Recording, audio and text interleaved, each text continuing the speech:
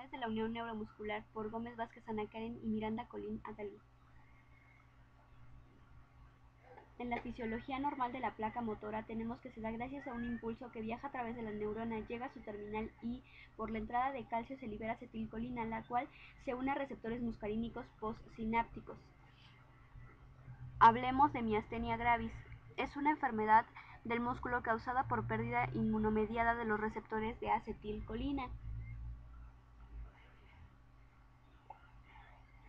Su epidemiología se va a presentar en 3 de cada 100.000 personas. Antes de los 40 años se presenta más en mujeres, luego de ellos es igual en ambos sexos. El 65% de los pacientes padecerá hiperplasia tímica. En la fisiopatología habrá descenso de receptores musculares de acetilcolina y además anticuerpos circulantes contra receptores de esta, quienes llevan a la pérdida de la unión neuromuscular por 3 mecanismos: 1, fijando al complemento y causando daño directo a la membrana; 2, aumentando la internalización y degradación de receptores; 3, inhibiendo la unión y la función de acetilcolina. En el cuadro clínico tenemos que comienza en músculos extraoculares: ptosis, diplopia, astenia, dinamia, dificultad para masticar, digerir, asfixia, aumenta durante el día y disminuye con el descanso, además de babeo. Hablemos ahora del síndrome de Lambert-Eaton. Es una enfermedad de la unión neuromuscular. Este generalmente se desarrolla como un proceso paraneoplásico, comúnmente con el carcinoma de células pequeñas de pulmón.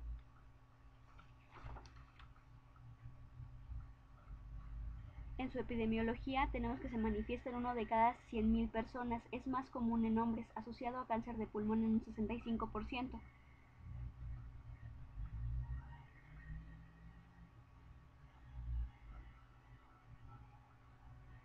Fisiopatología. El contenido de acetilcolina en vesículas es normal, pero hay poca liberación de anticuerpos contra el canal de calcio dependiente de voltaje y habrá opsonización. Su cuadro clínico habrá pérdida de la funcionalidad de músculos de extremidades. En la cara no se presenta, habrá cabeza caída. El cuadro va a mejorar con el movimiento durante el día y habrá astenia y adinamia. Diagnóstico clínico: tratamiento anticolinesterasa, prednisona, plasmaféresis y resorción tímica.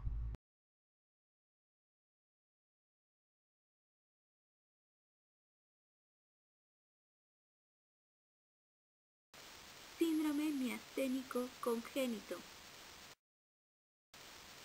Definición.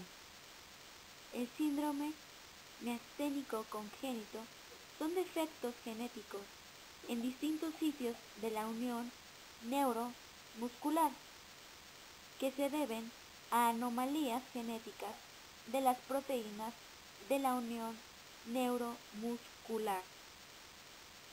Todos los síndromes miasténicos congénitos detectados hasta la fecha son de carácter autosómico recesivo, excepto el síndrome miasténico congénito debido a canales lentos.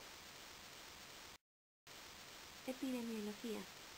Es un síndrome raro, predominantemente en niños. Afecta a un niño de cada 500.000 nacidos. Es hereditario y puede ser autosómico recesivo y autosómico dominante. Se diferencia este síndrome con la miastenia gravis por la ausencia de características autoinmunes.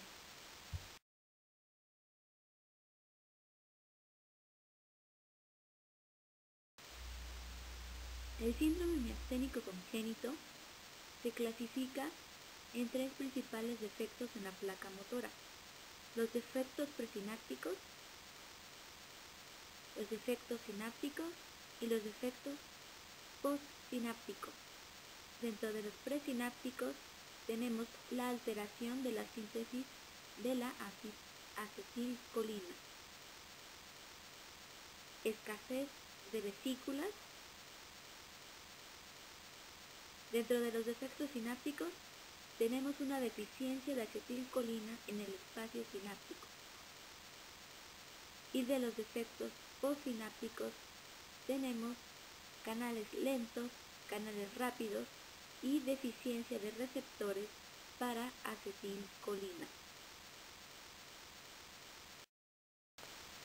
En este dibujo se trata de mostrar los tres principales defectos que tiene la placa motora.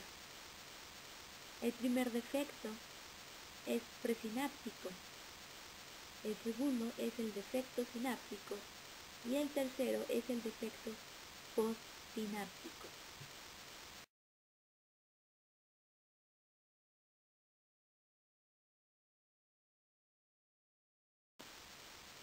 Defectos presinápticos. Estos se dividen en la alteración de la síntesis y o almacenamiento de la acetilcolina y la escasez de las vesículas sinápticas. La alteración de la síntesis y o almacenamiento de la acetilcolina tiene su inicio desde el nacimiento o a los pocos meses de vida. Suele mejorar con la edad y tiene episodios de apnea súbita. Se ha encontrado que este síndrome se encuentra en el cromosoma 10. La escasez de vesículas sinápticas tiene su inicio desde el nacimiento y hay una alteración en el transporte axonal de los precursores de las vesículas sinápticas. Compromete principalmente a los músculos vulvares.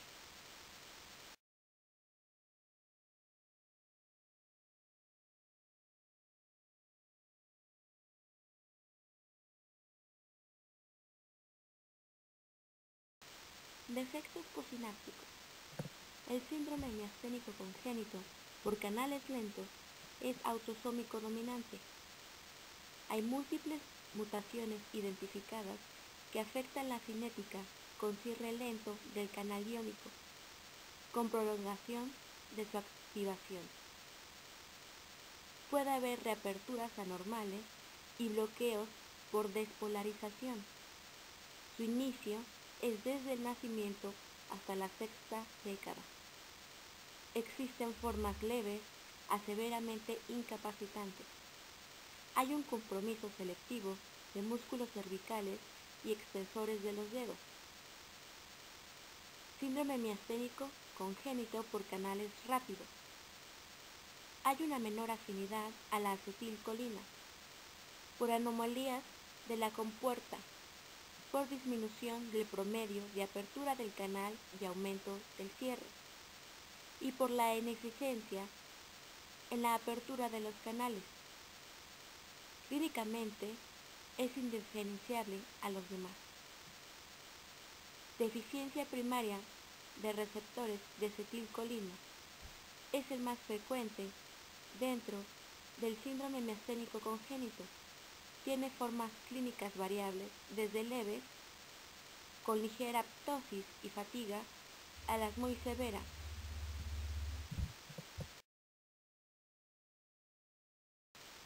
Cuadro clínico.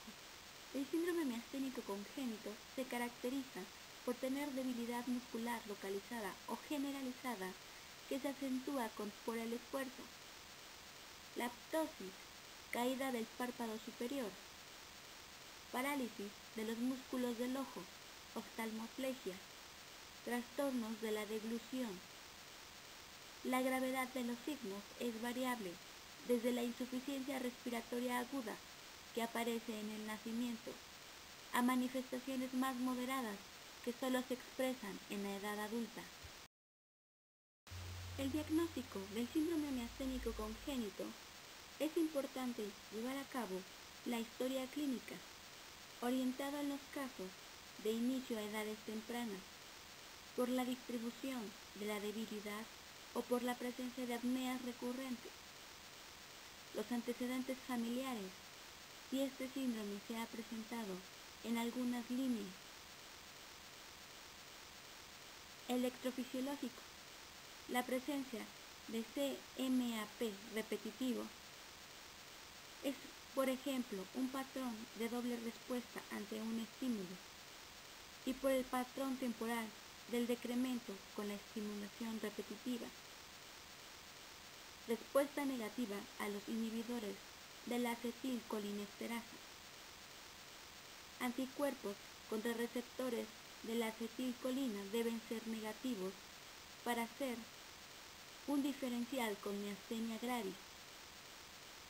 La microscopía electrónica es importante para saber la densidad de los receptores de acetilcolina, su morfología y la estructura de la placa terminal.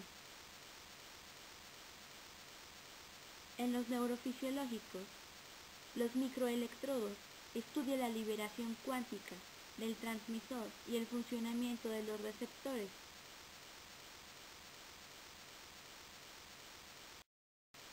En el tratamiento del síndrome miasténico congénito se utilizan dos fármacos principalmente, la 3,4-diaminopiridina.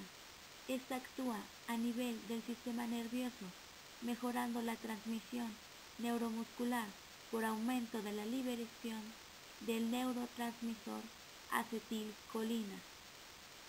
El otro fármaco es el inhibidor de la acetilcolinesterasa. Esta inhibe la degradación de la acetilcolina.